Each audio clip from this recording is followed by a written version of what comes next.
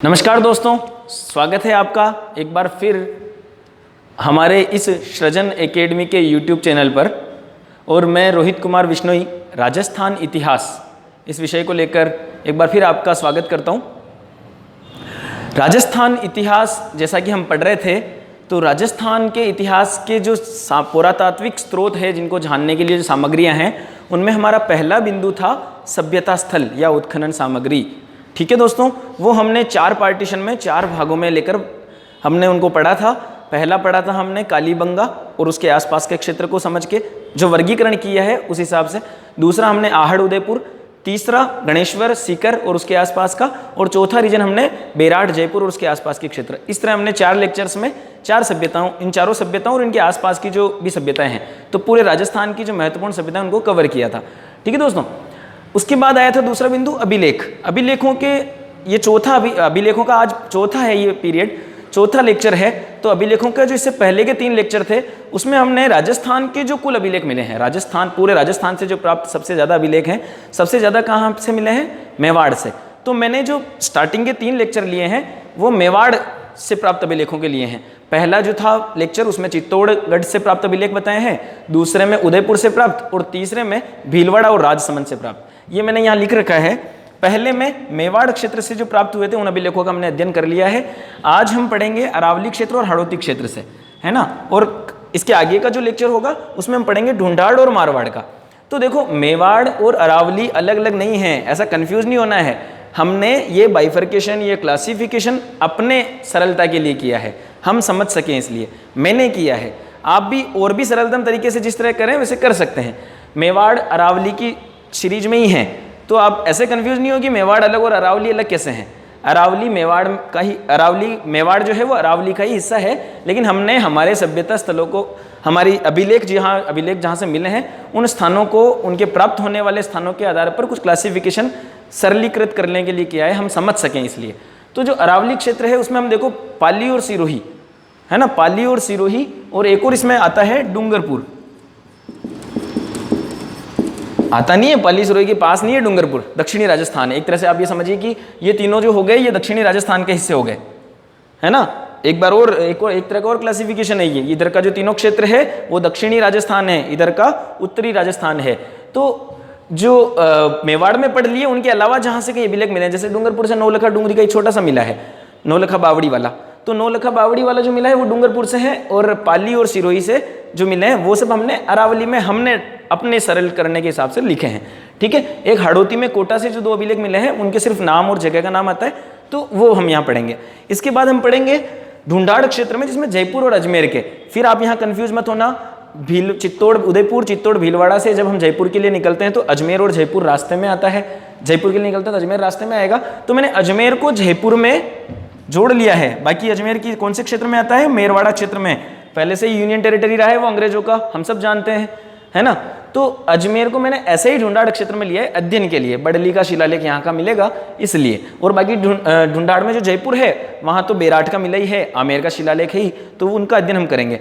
अब बचा कौन सा हिस्सा? हम राजस्थान की बात करें तो कौन सा हिस्सा? शेखावटी से कोई महत्वपूर्ण वाला ऐसा मिला नहीं है शिलालेख या अभिलेख। और इधर जो अगर उत्तर पश्चिम की बात करें तो मारवाड़ क्षेत्र है, हम सब जानते हैं। मारवाड़ क्षेत्र में हम पूरे उस क्षेत्र को ले लेते हैं। और जो अभिलेख हैं प्राप्त हुए हैं वो किन किन जिलों के हैं? बीकानेर और जोधपुर के। ठीक है दोस्तों, इनको हम पढ़ेंगे इस क्षेत्र में। ये थोड़ा सा सरल करने के लिए मैंने ऐसी कोशिश की है। पूरे राजस्थान इसमें, वो जो हमारा गीत है ना धरती धोरारी कन्हैयालाल जी सेठिया का, धरती धोरारी में ऐसे पूरे राजस्थान का उल्लेख है। और एक वो गीत जय जय जय राजस्थान, गोरे धोरारी धरती रो, पचरंग पारारी धरती रो, पीतल पातल री धरती रो, मीरा करमारी धरती रो, कितरो कितरो रे करा में बखान, कण कण सो गूंजे जय जय राजस्थान। तो लगभग इन सब क्षेत्रों को हमने उसमें कवर करने की कोशिश की। ठीक है दोस्तों, तो मेवाड़ क्षेत्र के हमने 17 अभिलेख पढ़े थे, है ना। चित्तौड़गढ़ के 6, उदयपुर के 7 और भीलवाड़ा और राजसमंद के 2-2। तो ये हमने पढ़ लिए थे। आज हम पढ़ेंगे अरावली क्षेत्र में पाली और सिरोही डूंगरपुर से मिले हुए अभिलेख, और हाड़ौती वाले भी दोनों, जिनके नाम याद रखने हैं। तो अब जिसको पाली और सिरोही की बात करें, देखो हम राजस्थान के जैन मंदिरों की बात करते हैं तो नाकोड़ा वाला जैन मंदिर जो है उसके अलावा दो महत्वपूर्ण और जैन मंदिरों का नाम आता है, एक रणकपुर का जैन मंदिर और एक देलवाड़ा का जैन मंदिर। तो दो जब याद रखना है तो कुल मिलाकर 2 प्रशस्तियां सिरोही में है, 1 पाली में है। पाली वाली तो रणकपुर है, हमें सीधा से पता है स्थान का नाम है रणकपुर, जगह का नाम भी है रणकपुर प्रशस्ति। और जो देलवाड़ा जैन मंदिर वाली है उसका नाम है नेमिनाथ प्रशस्ति।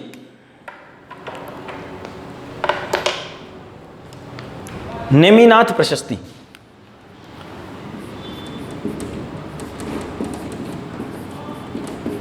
नेमिनाथ प्रशस्ति, ठीक है दोस्तों।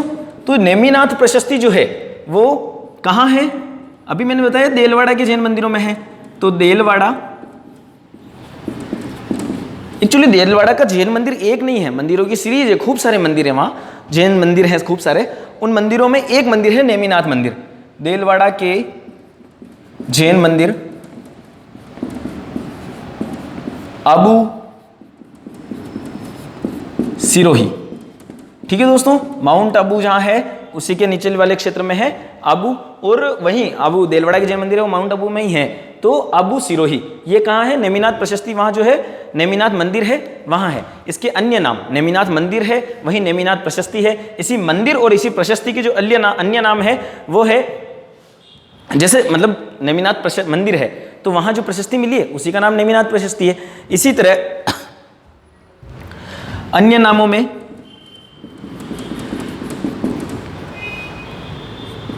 लूण वसही जैन मंदिर या प्रशस्ति, मतलब प्रशस्ति का अध्ययन करेंगे तो प्रशस्ति भी उसी को कह सकते हैं, ठीक है दोस्तों। लूण वसही जैन मंदिर या प्रशस्ति अगर कहीं उल्लेख होता है तो वो नेमिनाथ ही है, ठीक है दोस्तों। एक अन्य नाम आता है तेजपाल व वास्तुपाल जैन मंदिर अथवा प्रशस्ति, ठीक है दोस्तों।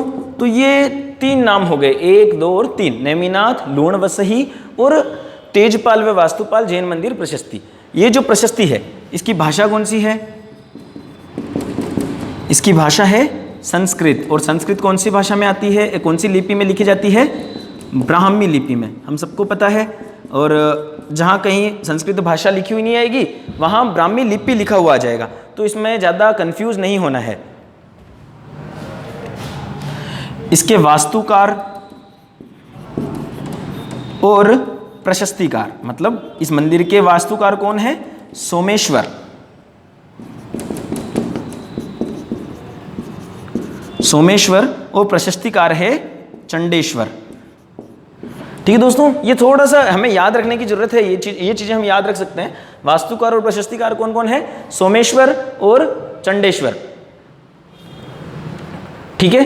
अब यहाँ की जो विशेषताएं हैं, है ना, यहाँ की जो विशेषताएं हैं उनको देख लेते हैं। विशेषताएं, इसमें विशेषताएं मतलब इस प्रशस्ति में क्या लिखा है, एक छोटा छोटा मोटी क्या जानकारी मिलती है। तो आबू के परमार वंशीय शासकों की जानकारी, शासकों की जानकारी प्राप्त होती है। यानी कि आबू में जो परमार शासक रहे हैं उनकी जानकारी यहां से प्राप्त होती है। एक आबू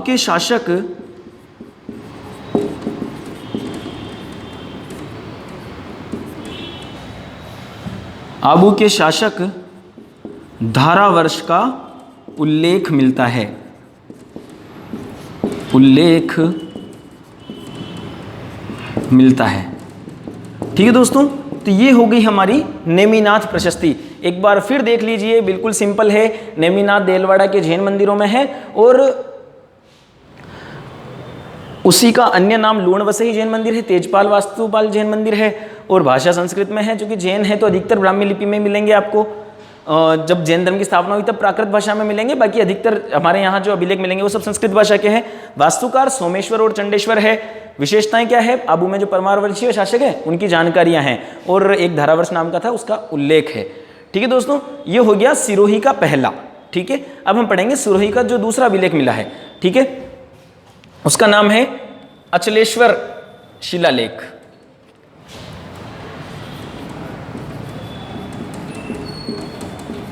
अचलेश्वर शिला लेख।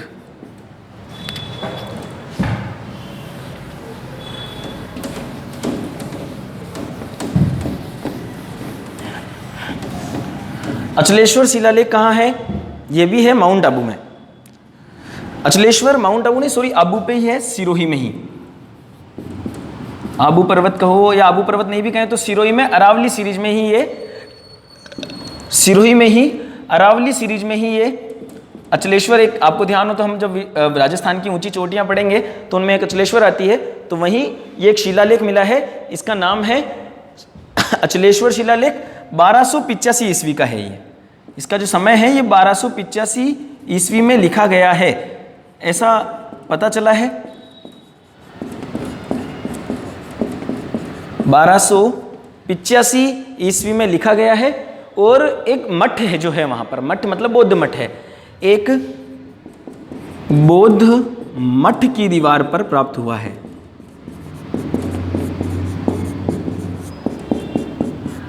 दीवार पर प्राप्त हुआ है तो शिलालेख है, और बौद्ध मठ की एक दीवार पर प्राप्त हुआ है। इसकी भाषा वही संस्कृत है, और एक विशेषताओं में यूं लिख सकते हैं कि बप्पा रावल से समर सिंह तक का वर्णन। दोस्तों ये है सिरोही की दूसरी वाली अचलेश्वर शिलालेख। कहाँ है? अचलेश्वर जो पहाड़ी है वहाँ है, सिरोही जिले में है। 1285 का लिखा हुआ है, भाषा संस्कृत है, और बप्पा रावल से समर सिंह तक का वर्णन है, ऐसा इस सिरोही की दूसरी वाली शिलालेख या प्रशस्ति में मिलता है। ठीक है दोस्तों, अब तीसरी, मैंने कहा था हम अरावली की पढ़ रहे हैं तो तीसरी आएगी उसमें, सिरोही की 2 हो गई, तो तीसरी एक है पाली की। ठीक है, तो पाली में कौन सा है? याद रखने की दृष्टि से मैंने बताया था एक ही शिलालेख है, एक ही जो अभिलेख है वो है रणकपुर प्रशस्ति।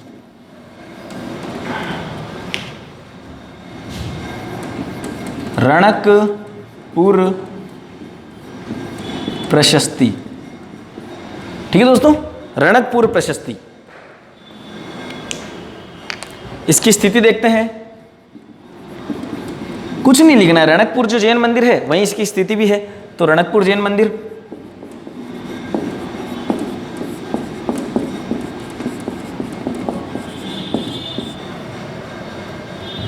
भाषा इसकी संस्कृत प्लस नागरी है ना, संस्कृत और नागरी दोनों भाषाओं में ये प्राप्त हुआ है। ये याद रखना है दोस्तों, जो रणकपुर प्रशस्ति है इसमें भाषा कौन सी है? संस्कृत और नागरी दोनों है। एक ये है ना सादड़ी के पास है, रणकपुर जैन मंदिर जहाँ है पाली जिले में, ऐसा लिख सकते हैं, ऐसा कोई नहीं है, अपने को पोस्टल एड्रेस नहीं लिखना है खैर, लेकिन सादड़ी के पास पाली, ऐसा हम लिख सकते हैं इसके लिए, रणकपुर जैन मंदिर सादड़ी के पास पाली। ठीक है, इसका एक अन्य नाम जो है चौमुखा जैन मंदिर।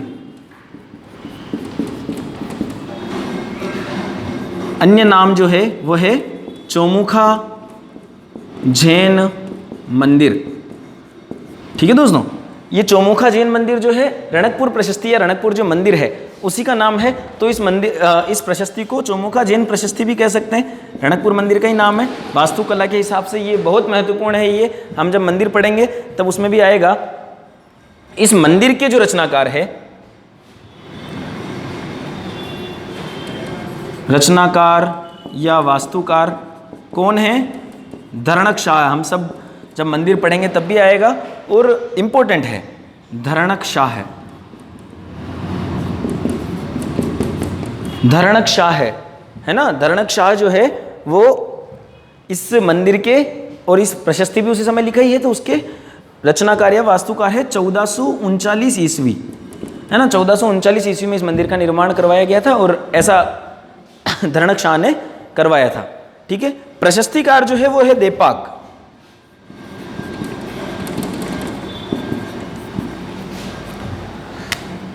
देपाक या देपा, कई सारी जगह देपा नाम आता है, तो देपाक या देपा, ये है रणकपुर प्रशस्ति। ठीक है दोस्तों, अब इसकी विशेषताओं पे आते हैं। देखिए इसकी विशेषताएं महत्वपूर्ण है, आप इस चीज को नोट करके चलना। रणकपुर प्रशस्ति में 2-3 चीजें अलग तरह से बताई गई है। रणकपुर प्रशस्ति है ना, रणकपुर प्रशस्ति सिंपली आप एक बार सुन लेना। रणकपुर प्रशस्ति जो है उसमें कालभोज और बप्पा रावल है ना, 2 नाम है ना, कालभोज और बप्पा रावल, नाम 2 है। हम जहाँ इतिहास पढ़ेंगे वहाँ एक ही है, वो व्यक्ति एक है। तो यहाँ यूँ बताया गया है कि कालभोज और बप्पा रावल अलग अलग थे, ऐसा इस रणकपुर प्रशस्ति में उल्लेख आता है। कालभोज एवं बप्पा रावल अलग अलग थे, ऐसा इस प्रशस्ति में उल्लेख मिलता है। ठीक है, एक और क्या उल्लेख मिलता है इसमें कि कालभोज है, इसका पुत्र है गुहिल और इनका पुत्र है बप्पा रावल। जबकि हम मेवाड़ का इतिहास पढ़ेंगे तो ऐसा कहीं भी प्रमाणित और ऐसा नहीं मिलेगा, क्योंकि गुहिल को तो सबसे पहले माना गया, बप्पा रावल तो प्रतापी शासकों में से एक जो आएगा तब बप्पा रावल आएगा। तो ये इस प्रशस्ति में लिखा है कि कालभोज का पुत्र था गुहिल और गुहिल का पुत्र है बप्पा रावल, ऐसा रणकपुर प्रशस्ति में प्राप्त होता है। ठीक है, एक जो तीसरा महत्वपूर्ण बिंदु है, महाराणा कुंभा की उपलब्धियों का उल्लेख है इसमें। कुंभा की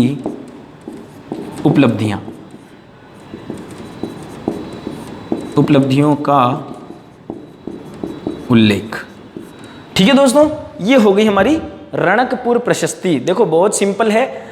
धरणक शाह ने मंदिर का निर्माण करवाया था, प्रशस्तिकार देपाक देपा है, 1439 ईस्वी की है, भाषा सबकी लगभग संस्कृत होती है, यहाँ नागरी भी सम्मिलित है, स्थिति रणकपुर प्रशस्ति है तो रणकपुर जैन मंदिर है। और जो महत्वपूर्ण चीज़ें हैं, कालभोज और बप्पा रावल 2 अलग अलग बताए गए हैं। ठीक है, और कालभोज के पुत्र गोहिल बताया गया है और गोहिल का पुत्र बप्पा रावल इसमें इस प्रशस्ति में से लिखा है। महाराणा कुंभा की उपलब्धियों का वर्णन है, आप चाहें तो स्क्रीनशॉट ले सकते हैं इसका एक बार। यह है रणकपुर प्रशस्ति। ठीक है दोस्तों, देखो अरावली सीरीज में मैंने अंतिम जो बिंदु छोड़ा था एक डूंगरपुर जिला, सिरोही पाली हो गया अब डूंगरपुर जिला। तो वहां से जो एक अभिलेख मिला है नौलखा बावड़ी शिलालेख, नौलखा, एक्चुअली इन जगहों का आपको सिर्फ नाम याद रखना है और कहीं ज़्यादा इंटेंसली पूछ ले तो थोड़ा सा उसके लिए जो जानकारी प्राप्त है वो हम बता सकते हैं। इसकी स्थिति कहाँ है, डूंगरपुर है सीधा, ज़्यादा कुछ सोचना ही नहीं है। स्थिति क्या है, डूंगरपुर और है ना, नौलखा बावड़ी लिख सकते हो। नौलखा बावड़ी शिलालेख है तो नौलखा बावड़ी भी लिख सकते हैं। इसका जगह जो है वो बावड़ी है, नौलखा बावड़ी है वो स्थान है। ठीक है, एक इसकी जो विशेष बात है, निर्माता है इस बावड़ी के, ये लिख सकते हो एक बार यहीं, आसकरण और पेमल देव, आसकरण पेमल देवी। ठीक है, इसकी जो एक विशेषता है,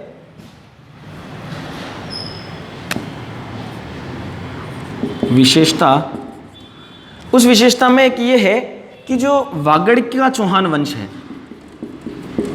वागड़ के चौहान वंश की जानकारी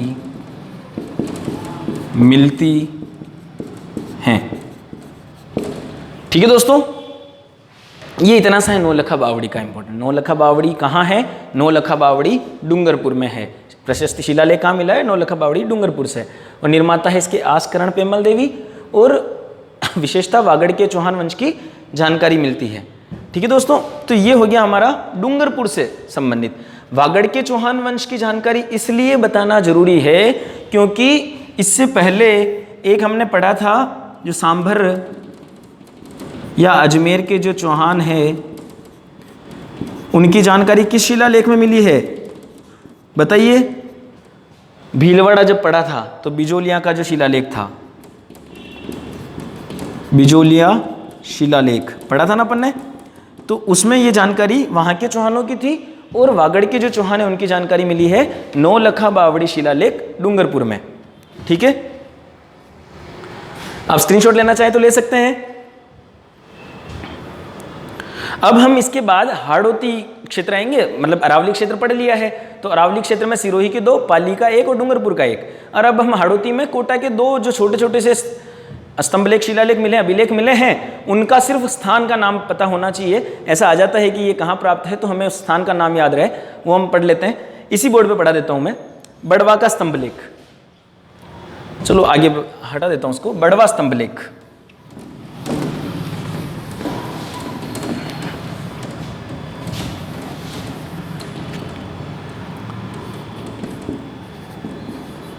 बड़वा स्तंभ लेख।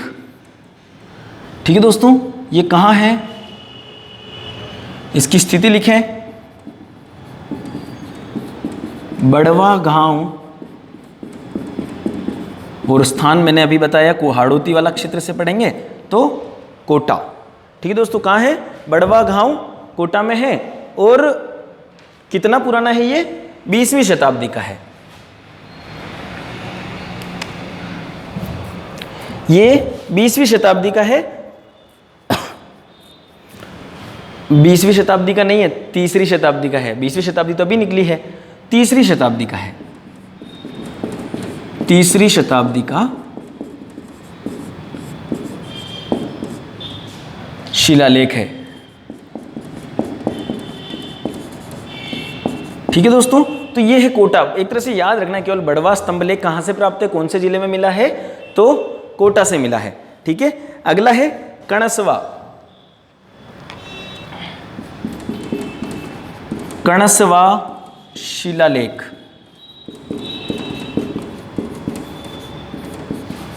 इसकी स्थिति है यही, जैसा नाम है उसी गांव की, गोसुंडी, नगरी जैसे नाम है, बिजोलिया जैसे नाम है उसके अनुसार है। बस उन स्थानों का तो थोड़ी जगह याद रखनी पड़ेगी, जिला ना याद रखना पड़ेगा। कणसवा गांव कोटा है ना, कणसवा गांव कोटा में जो शिलालेख मिला है वो है कणसवा शिलालेख। ठीक है, यहाँ एक शिव मंदिर है दोस्तों, वहां से ये प्राप्त हुआ है, शिव मंदिर, शिव मंदिर से प्राप्त। कणसवा गांव जो कोटा में है, वहां पर कणसवा गांव का जो शिव मंदिर है, वहां से जो शिलालेख प्राप्त हुआ है वो है कणसवा शिलालेख। और 738 ईस्वी का है ये, 738 ईस्वी का है। और धवल वंशी मौर्य शासकों का वर्णन है इस शिलालेख में। धवल वंशी मौर्य शासकों का वर्णन। ठीक है दोस्तों, ये हो गए हमारे दोनों, एक तरह से हमने जो क्लासिफिकेशन किया था उसके हाड़ौती क्षेत्र के शिलालेख, अभिलेख।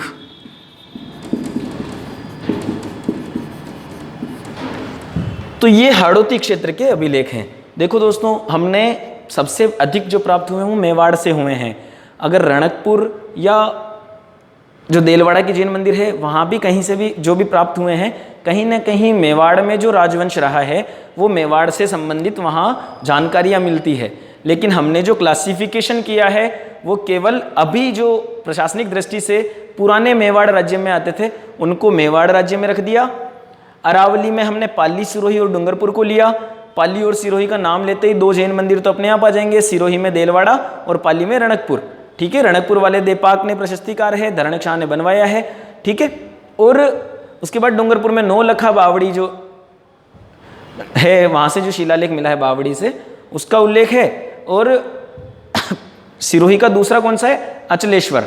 आप जब ऊंची चोटियां पढ़ेंगे तो अंचलेश्वर में एक चोटी वो भी आती है, तो वहां जो मिला है वो सिरोही का दूसरा है। और फिर हमने आज के इसमें एक और जो तीसरा बिंदु था हाड़ौती से प्राप्त शिलालेख।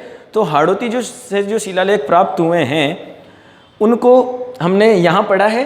बड़वा का स्तंभ लेख मिला है, बड़वा जो बड़वा गांव में है और 3री शताब्दी का है, कोटा में है। ये याद रखना है, जो हमें याद रखना है वो केवल इतना सा है कि बड़वा कहाँ है, कोटा में। ये एक मोटा सा याद रहना ही चाहिए। ठीक है। एक कणस्वा जो आया है, कणस्वा कहाँ मिला है, वो भी कोटा में है, शिव मंदिर था और मौर्य वंश की जानकारी वहाँ से मिलती है। तो इस प्रकार हमने हाड़ौती, तो मैंने क्लासिफिकेशन जो किया था उसमें मेवाड़, अरावली और हाड़ौती निपट गए।